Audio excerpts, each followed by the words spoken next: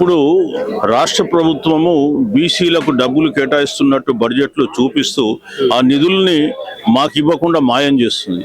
అందుకే ఈరోజు మేమేం సమావేశం నిర్వహించాము, బడ్జెట్లో బీసీల వాటా మాయ మంత్రం.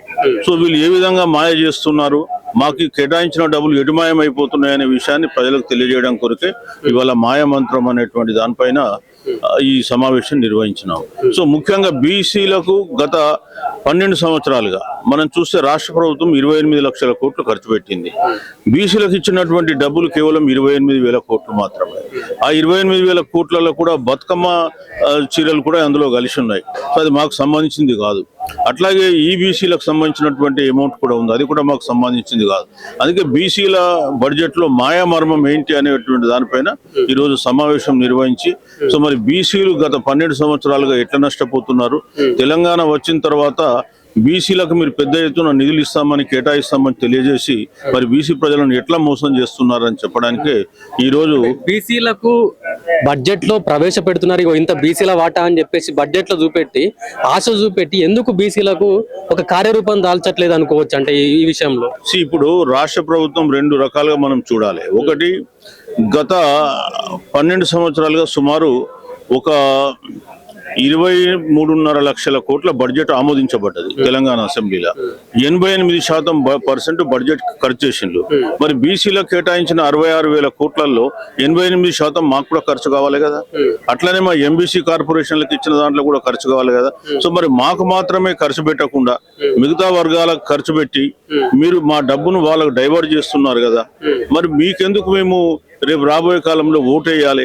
సో మరి మీరు ఎందుకు మాకు ఖర్చు పెడతలేరు అంటే మీకు బీసీల ఓట్లు అవసరం లేవా? బీసీలను మీరు మనుషులుగా భావిస్తలేరా?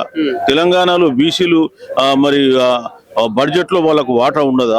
ఈ విషయాలపైన చర్చించడానికి ఈ రోజు సమావేశం పెట్టినాం. ప్రజలకు వీళ్ళకి తెలియజేయడం జరిగింది. ఇప్పుడు ఈ సమావేశంలో 10 తీర్మానాలు చేసినాం. ఈ తీర్మానాలు ప్రభుత్వానికి మేము సమర్పిస్తాం.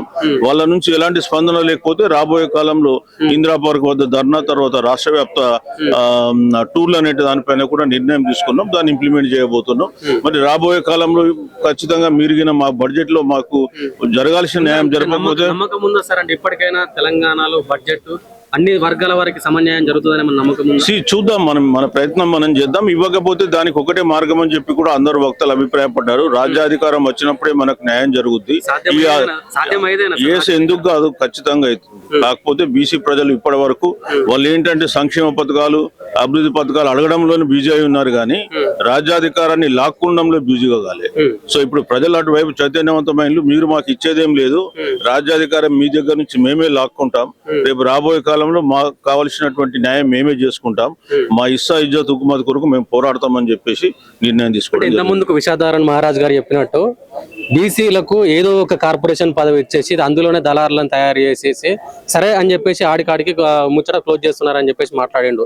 అది ఎంతవరకు నిజం అనుకోవచ్చు? అసలు 100% నిజం. అందులో కొంత 1% కూడా తప్పలేదు.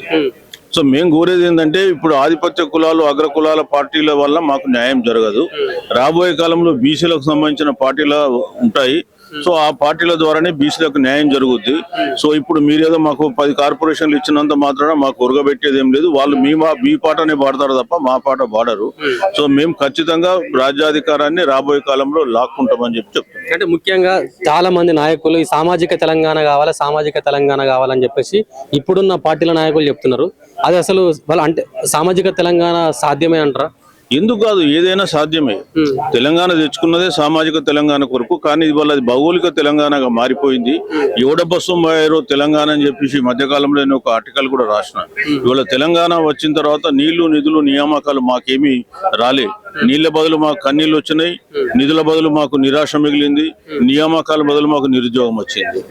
సో మరి అట్లాంటి తెలంగాణ ఖచ్చితంగా రేపు సామాజిక తెలంగాణ మారాలంటే బహుజనుల చేతిలోకి రాజ్యాధికారం రావాలని చెప్పి కోరుకుంటున్నాం. ఇప్పుడు కేంద్ర ప్రభుత్వం బీజేపీ పార్టీ నిన్న వచ్చిన బడ్జెట్ చూసిరు. కేంద్ర మంత్రి నిర్మలా సీతారామన్ గారు యువతకు ఏ విధంగా అన్యాయం చేసిర్రు.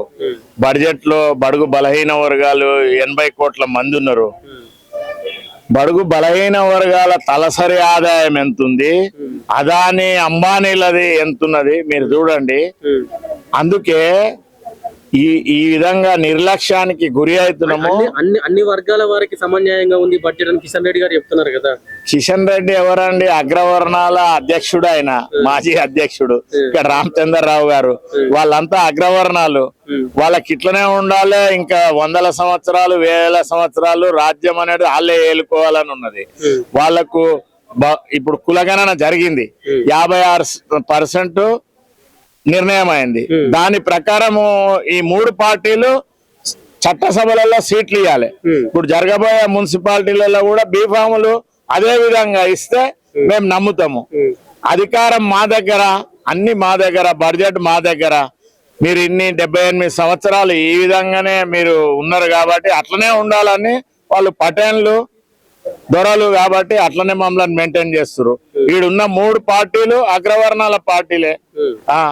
మా మహేష్ కుమార్ గౌడ్ ఉన్నా కూడా టీపీసీ అధ్యక్షుడు. ఇప్పుడు ఇక్కడ నెక్స్ట్ బడ్జెట్ లో తెలుస్తుంది కదా, కామారెడ్డి డిక్లరేషన్ లో మాకు సంవత్సరానికి 20,000 కోట్లు, 1,00,000 కోట్లు ఇస్తామన్నారు బడుగు బలైన వర్గాలు. ఇచ్చిండ్రా?